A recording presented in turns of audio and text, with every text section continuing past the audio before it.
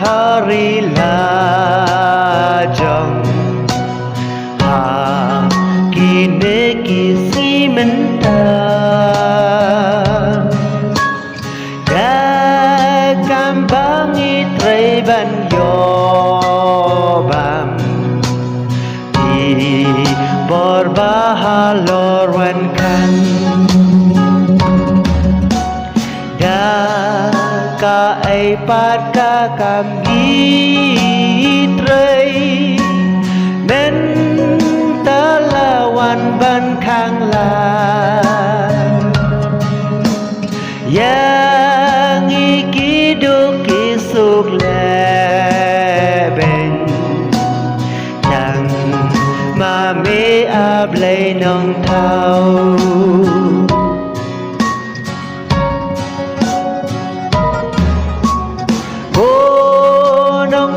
Syarkari kasih Syah Eka jing sun syar ho Ublayla ai happy ka bo Ban sun syar da ka jing bha Ya kiduk kisuk wat le ben ya rab ya kiban im ba to phai men ta phi sha u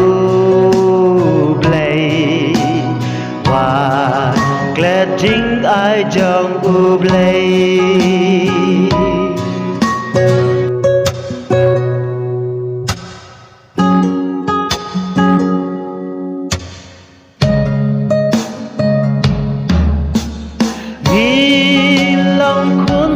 hari la jong ha kine kisi menta ga kambangi trai ban yo bam di bor bahalor wan kan ka ai pat ka kam gi trai men talawan ban khang la yang iki du kisuk le ben chẳng mà mê áp lấy nông thao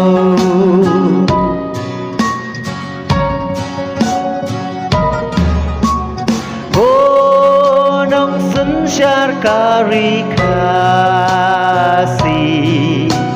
Syah Eka jing sun syar ho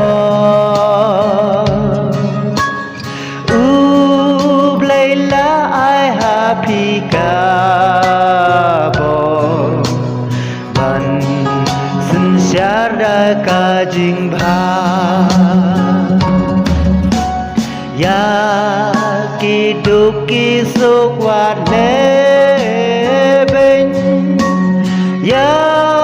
rab ya kiban im ba to phai men ta phi sha u blay wa glad jing ai jong u blay